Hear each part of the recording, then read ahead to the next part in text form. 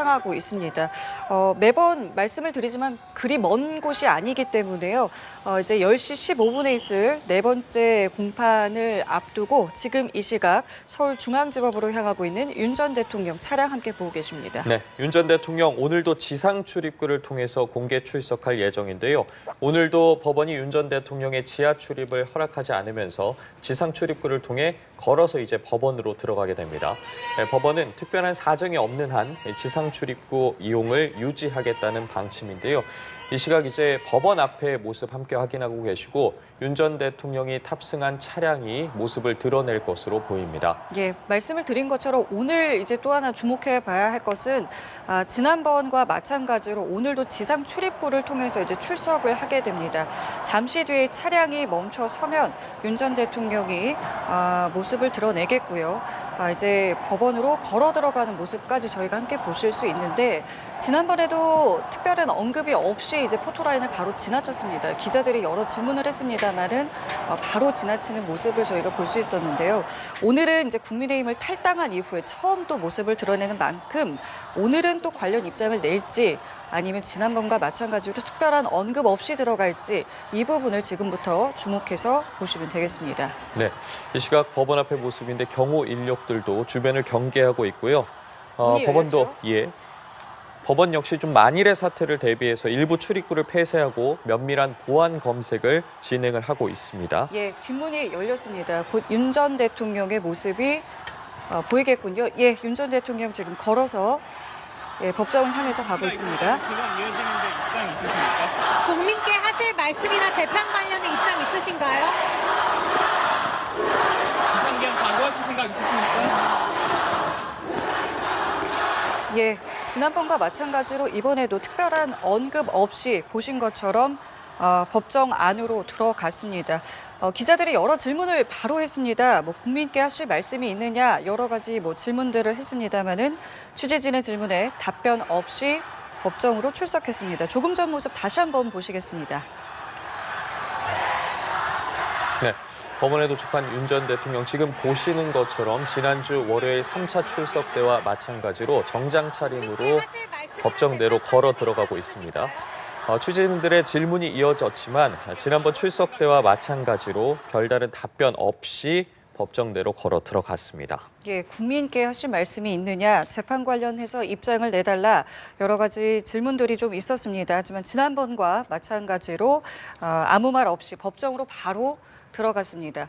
10시 15분부터 4차 공판이 진행됩니다. 이제 법정 안으로 들어가는 모습도 혹시 저희 취재진의 카메라에 포착이 되면 이 부분도 함께 보여드리도록 하겠습니다.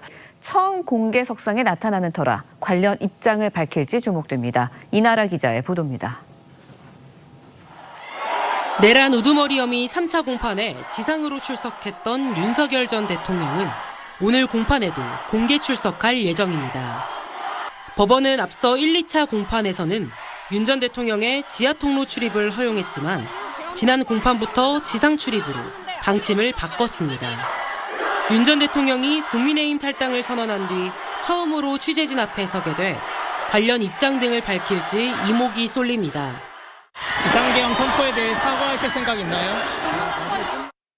오늘 공판에선 지난 기일에 이어 박정환 육군 특수전사령부 참모장과 이상현 특전사 1공수여단장의 증인신문이 차례로 진행됩니다.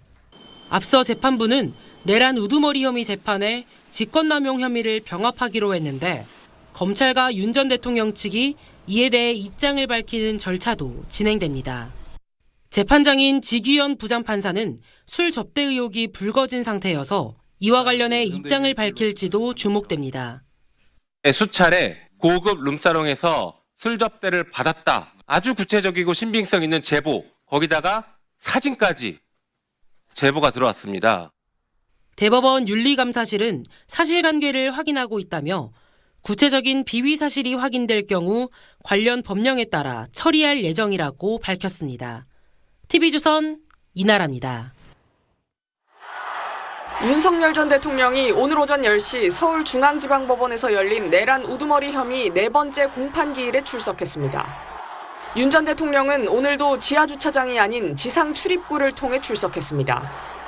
비상계엄에 대해 사과할 생각이 있냐는 질문을 포함해 취재진 질문엔 아무런 답을 하지 않았습니다. 끌어내라는 지시가 있었다는 증언 이어지는데 입장이 있으십니까? 오늘 공판에선 지난 기일에 이어 박정환 육군 특전사 참모장의 증인 신문이 진행됐습니다. 박 참모장은 계엄 당시 곽종근 전 육군 특전사령관이 누군가와 통화하며 문을 부수고라도 들어가겠다고 말하는 모습을 봤다고 증언했습니다. 곽 전 사령관이 전화로 어떤 지시를 받는지는 듣지 못했지만 통화 상대방에게 문을 부수고 들어가겠다고 복창하는 걸 들었다고 설명했습니다. 박 참모장은 다만 곽 전 사령관이 부수라고 지시한 문은 국회 본회의장 문이 아닌 군중이 운집해 있던 국회 본관문으로 이해했다고 설명했습니다. 이 외에도 곽 전 사령관이 계엄 해제 표결을 못하게 국회의원들을 끌어내라고 지시한 게 기억난다고 말했습니다. 추가로 예정돼 있던 이상현 특전사 1공수여단장의 증인 신문은 시간 관계상 다음 기일인 오는 26일에 진행하기로 했습니다. 앞서 윤 전 대통령 측은 재판부에 제출된 수사 기록을 경찰이 언론에 유출하고 있다며 재발되지 않게 조치해달라고 재판부에 요청하기도 했습니다. SBS 이현영입니다.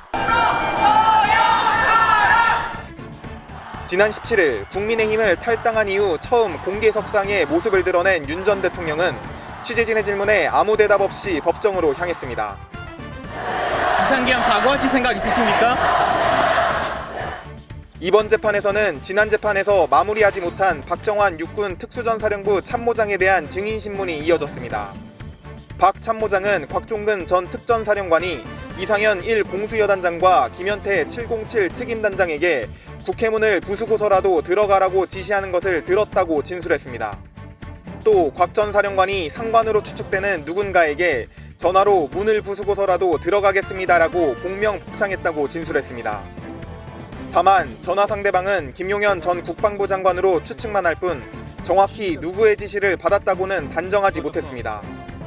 윤 전 대통령 측은 복명 복창했다고 해서 전화 상대방이 이를 지시했다고 하는 건 박 참모장의 추측이고 논리적 비약이라고 반박했습니다. 박 참모장에 대한 증인신문을 마무리한 재판부는 검찰이 추가 기소에 병합된 윤 전 대통령의 직권남용 혐의 사건 재판의 절차도 함께 진행했습니다. 재판부는 다음 기일에 계엄 당시 국회에 병력을 투입한 이상현 특전사 1공수여단장에 대한 증인신문을 진행하기로 했습니다. 윤석열 전 대통령의 지시가 있었다고 진술했습니다. 그동안 증언을 피해왔던 이 전 사령관마저 법정에서 이런 내용을 인정한 겁니다. 안정식 기자입니다. 윤석열 전 대통령의 내란 우두머리 혐의 공소장에는 윤 전 대통령이 이진우 전 수방사령관에게 4명이 1명씩 들쳐업고 나오라고 해라. 총을 쏴서라도 문을 부수고 들어가서 의원들을 끌어내라는 지시를 했다고 적시돼 있습니다. 하지만 그동안 이 전 사령관은 윤 전 대통령과의 통화 내용을 함구해 왔습니다. 정말 엄중하고 중요한 상황인 건 제가 알지만 말씀드리는 것이 상당히 제한되는 것을 양해드립니다. 오늘 서울 군사법원에서 열린 내란 혐의자들에 대한 공판에서 증인으로 출석한 이진우 전 사령관은 처음으로 윤 전 대통령 공소장에 해당 내용을 인정했습니다. 계엄 당일인 지난해 12월 3일 밤 11시 30분부터 다음 날 계엄 해제 의결 전까지 윤 전 대통령의 전화를 3번 받았고 첫 번째 전화의 지시가 국회 본회의장 가서 4명이 1명씩 끌어내라 였다는 겁니다. 다만 끌어낼 대상은 의원이 아니라 국회에 무단 침입한 사람이라고 생각했다고 덧붙였습니다. 세 번째 통화에서는 윤 전 대통령이 문을 부수고 끄집어내라고 지시했고 머릿속이 하얘졌다고 이 전 사령관은 증언했습니다. 이 전 사령관의 부관 오상배 대위도 지난 12일 서울중앙지법에 출석해 윤 전 대통령과 이 전 사령관의 통화를 옆에서 들었다며 같은 취지의 증언을 했습니다. 윤 전 대통령 측은 오 대위가 윤 전 대통령과 직접 통화한 적이 없다며 신빙성이 없다고 주장했지만 오늘 이 전 사령관의 증언으로 윤 전 대통령 측의 반박 논리는 힘을 잃을 전망입니다. SBS 안정식입니다. 부역 관련 검찰 소환조사 임박했다고 알려졌는데 아직도 정치 공세라고 보세요? 비상계엄 선포 사과하실 생각 없으십니까?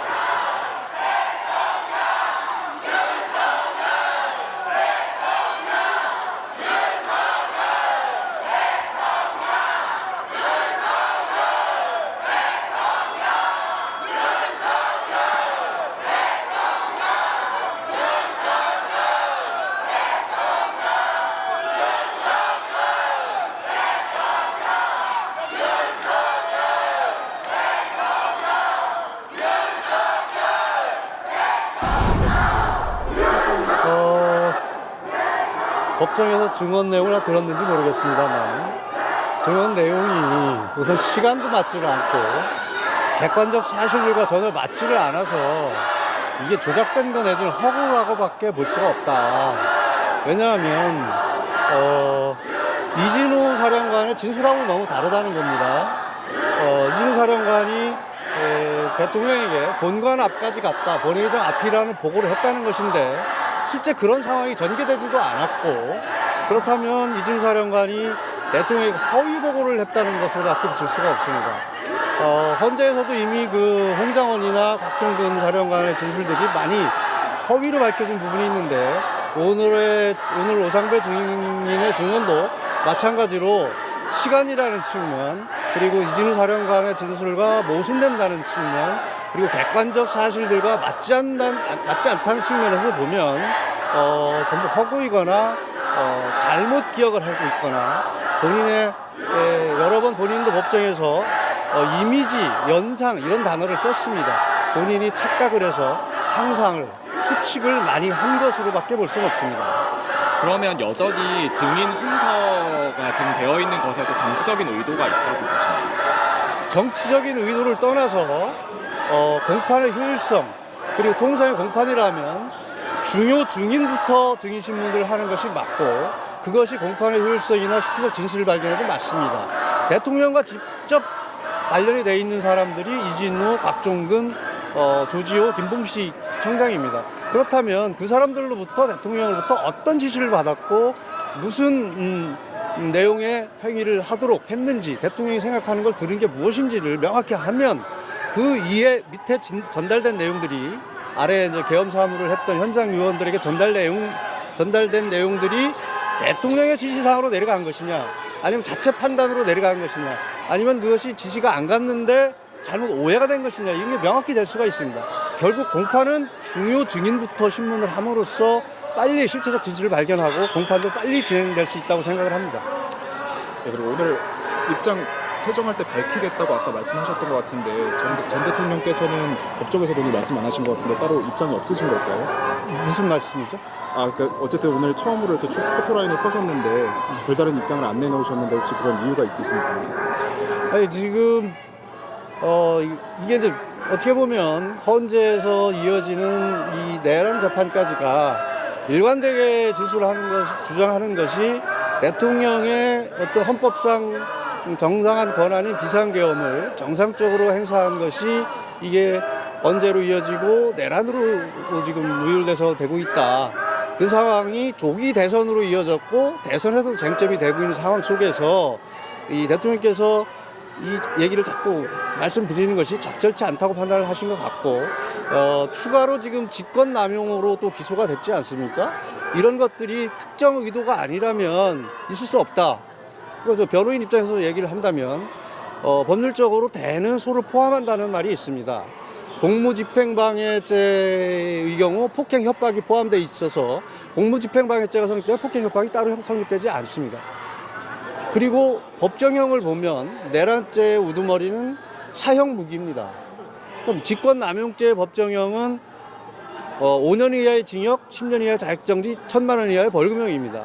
형량에서도 사형 무기에 정말 이 경미한 형량에 해당되는 것이죠. 직권남용이 법리적으로도 되는 수를 포함하는데 추가로 직권남용을 기소한다는 것은 정치적인 이유가 아니면 내란죄 성립에 불안을 느낀 나머지 고육직책으로 내란죄를 추가 기소한 것으로밖에 생각되지 않는다, 이렇게 말씀드릴 수 있을 것 같습니다. 그러면은 향후 이제 오늘 다음 재판에서도 이 직권남용 혐의에 대한 모두 진술이나 이런 절차들이 예정돼 있는데 네. 그때도 그러면 혐의를 여전히 똑같이 부인하는 입장으로 가실 예정이신가요? 혐의를 부인하는 것이 아니라 모두 진술에서 검찰에 이제 모두 진술이 있고 나면 변호인들의 이제 진술이 있을 텐데, 한결된 주장이 처음부터 끝까지 계엄은 계엄이지. 그리고 여러분들께서 다음에 오실 때는 꼭 공소장과 함께 5.18 12.12 이 내란 사건의 판결문, 대법원 판결 한번 보시기 바랍니다. 지금 우리 내란죄로 기소된 공소장이 101쪽 정도 됩니다. 근데 거기에 16쪽까지 전개되는 내용이 뭐냐면 여러 사람이 모여서, 대통령을 비롯한 여러 사람이 모여서 나라가 참 걱정이다. 이대로는 안 되겠다고 나라 걱정하는 게 주된 내용입니다. 그리고 미래 세대에게 제대로 된 나라를 물려줘야 되겠다. 그러기 위해서는 특단의 조치가 필요하다 하는 식의 내용입니다. 결국은 나라가 지금 이 상태로 되면 안 된다. 국헌이 문란하다. 국정이 마비돼 있다. 이런 부분들을 바로 잡아서 제대로 된 나라가 되도록 만들어야 되겠다고 걱정하는 것이 내란 공소장의 101쪽 중에서 16쪽을 차지하고 있다는 겁니다. 그래서 한번 여러분들께서도 공소장을 한번 읽어보시고 이게 정상적인지 한번 판단해 주시기 바라겠습니다. 네, 그러면 지금 마지막으로 다음번 출석 때도 지금 사실 이게 경호처 요청으로도 지하 출석이 계속 이루어졌는데 다음번 재판 때도 혹시 이런 지하 출석을 요청하실 계획이 있으신가요? 지금 따로 없습니다. 법원의 결정에 따를 겁니다. 예, 오늘 여기까지 하겠습니다.